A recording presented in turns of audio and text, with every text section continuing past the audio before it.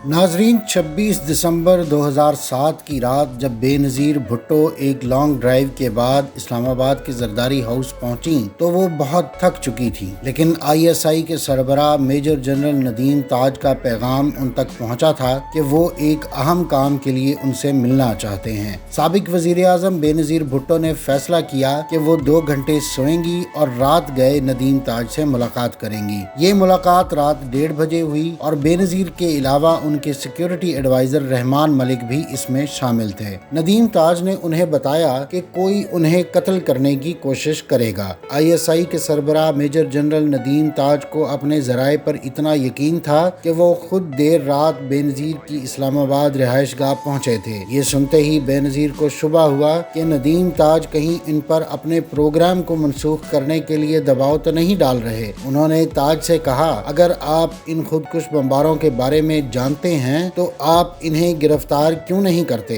ताज का जवाब था कि ये नामुमकिन है, क्योंकि इससे उनके मुखबर का राज खुल जाएगा और शनाख्त सामने आने पर उसकी जान को खतरा हो सकता है, और उससे भी अहम बात ये कि हमला आवर रुकेंगे नहीं, और इस बार तो हमें पता चल गया, मुमकिन है अगली बार हमें बर वक्त खबर न मिल सके। इस पर बेनज़ीर ने कहा कि आप मेरी सिक्योरिटी में इजाफा करें, आप न सिर्फ मेरी बल्कि मेरे लोगों की हिफाजत को भी यकीनी बनाएं। ISI के सरबराह ने वादा किया कि वो इसके लिए पूरी कोशिश करेंगे। बेनज़ीर जब जनरल ताज से मिल रही थी, उधर उनके कातिल उनके कत्ल की हतमी तैयारी कर रहे थे। आधी रात के बाद तालिबान हैंडलर नसरुल्लाह 15 साल के 2 बच्चों बिलाल और इकरामुल्लाह के साथ रावलपिंडी पहुंच चुका था। इसी दौरान तालिबान के 2 दूसरे अरकान हसनैन गुल और रफाकत हुसैन रावलपिंडी की लियाकत बाग का मुआयना कर आए थे। यहाँ बेनज़ीर भुट्टो को शाम के जलसे से खिताब करना था। उस वक्त पुलिस पार्क के तीनों गेट्स पर मेटल डिटेक्टर्स लगा रही थी,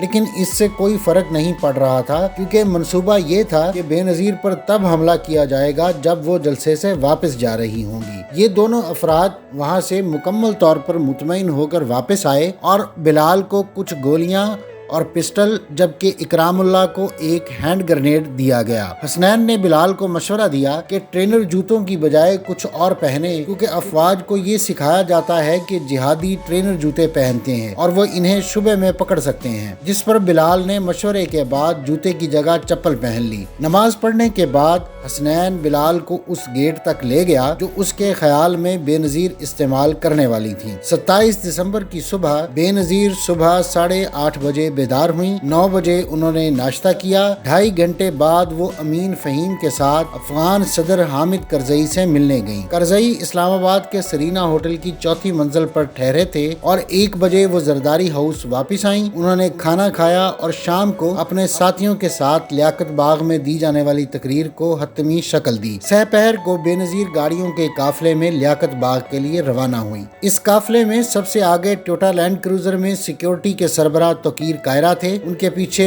बेनज़ीर की सफेद रंग की लैंड क्रूजर थी और दोनों तरफ सिक्योरिटी की 2 और गाड़ियां चल रही थी। उन गाड़ियों के पीछे 2 टोयोटा विगो पिकअप ट्रक चल रहे थे और उनके पीछे स्याह मर्सिडीज बेंज थी जो बुलेट प्रूफ थी और जरूरत पड़ने पर बेनज़ीर उसे बैकअप गाड़ी के तौर पर इस्तेमाल कर सकती थी। बेनज़ीर की कार में सामने वाली सीट पर उनके ड्राइवर जावेद और दाएं जानब senior superintendent police major Imtiaz Hussain बैठे थे। दरमियानी नशिस्त पर बाईं तरफ पीपल्स पार्टी के सीनियर रहनुमा मखदूम अमीन फ़हीम, वस्त में बेनज़ीर और दाएं जानब बेनज़ीर की पॉलिटिकल सेक्रेटरी नाहिद खान बैठी थी। 2:15 पर बेनज़ीर का काफिला फैजाबाद जंक्शन पहुंचा, जहां से उनकी सिक्योरिटी की जिम्मेदारी रावलपिंडी डिस्ट्रिक्ट पुलिस पर आ गई। 2:56 पर बेनज़ीर का काफिला दाएं मुड़कर मरी रोड लियाकत रोड मोड़ पर आया और लियाकत बाग के VIP पार्किंग एरिया की तरफ बढ़ने लगा। उसी वक्त बेनज़ीर खड़ी हुई और उनके लैंड क्रूजर की छत से उनका चेहरा जाहिर हुआ। वो लोगों की तरफ देखकर हाथ हिला रही थीं और उनकी गाड़ी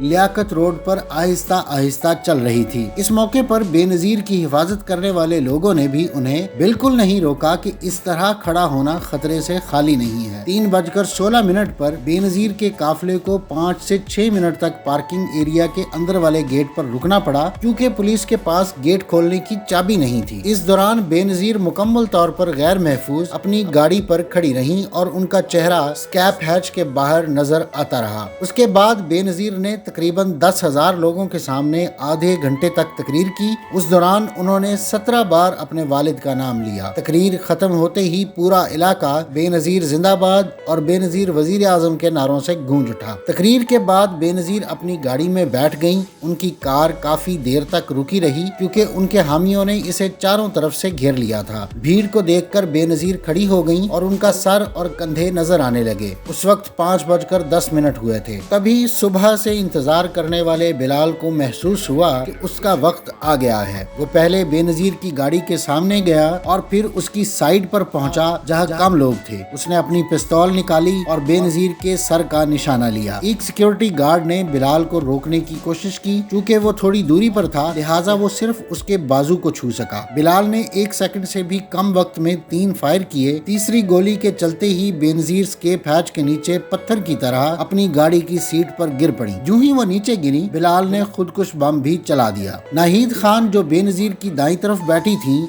उन्होंने जैसे ही 3 गोलियों की आवाज सुनी, बेनजीर नीचे गिरी और उनके सर का दायां हिस्सा उनकी गोद में गिरा। उनके सर और कान से तेजी से खून बह रहा था और उनके खून से नाहिद के सारे कपड़े तर हो गए। मखदूम अमीन फहीम जो बेनजीर की बाईं तरफ बैठे थे, उनके मुताबिक जब बेनजीर गिरी तो उनके जिस्म में जिंदगी की कोई अलामत नहीं थी। उनकी गाड़ी में किसी और को कोई चोट नहीं आई। ताहम वहाँ एक भी एम्बुलेंस दस्तयाब नहीं थी और बम धमाके की वजह से बेनजीर की कार के सभी टायर फट गए थे। ड्राइवर कार लोहे के रिम पर चलाते हुए उसे रावलपिंडी जनरल हॉस्पिटल की तरफ ले गया। लियाकत रोड पर 300 मीटर चलने के बाद उसने उसी हालत में कार को बाईं तरफ मोड़ दिया। कार उसी हालत में कुछ किलोमीटर तक चलती रही। एक जगह जब लैंड क्रूजर ने यू टर्न लेना चाहा तो वो रुक गई और आगे नहीं बढ़ सकी। जाए वकुआ पर मौजूद 2 कमांडो गाड़ियों ने बेनजीर की गाड़ी के पीछे चलने की कोशिश की, लेकिन वो आगे की लाशों और जख्मी अफराद की वजह से आगे नहीं बढ़ सके। बेनजीर को टैक्सी में अस्पताल ले जाने के अलावा कोई चारा नहीं था। ताहम उसी वक्त एक जीप आकर रुकी और बेनजीर को उस जीप में अस्पताल ले जाया गया। बाद में पता चला कि ये जीप बेनजीर के तर्जमान शीरी रहमान की थी। रिकॉर्ड से पता चलता है कि सब लोग हमले के 34 मिनट बाद अस्पताल पहुंचे। डॉक्टर्स ने उन्हें बचाने की पूरी कोशिश की। उनके गले में एक ट्यूब डाली गई।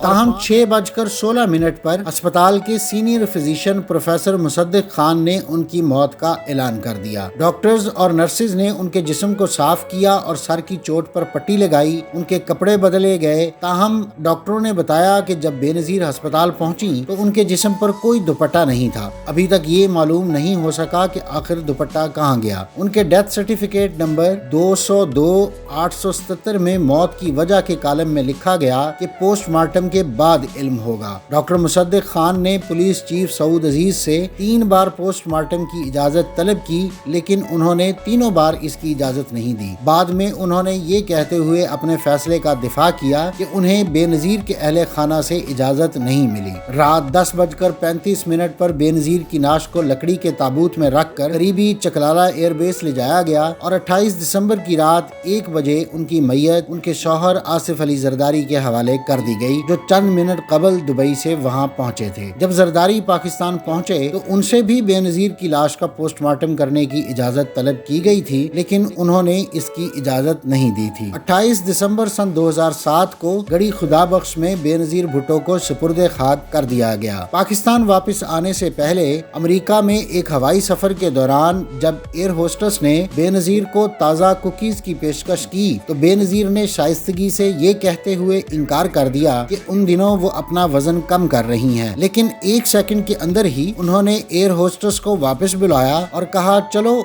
इससे क्या फर्क पड़ता है, मुझे वैसे भी चंद महीनों में मर ही जाना है। नाजरीन, ये थी आज की वीडियो। अगली वीडियो तक के लिए मुझे इजाजत दीजिए। अल्लाह हाफिज।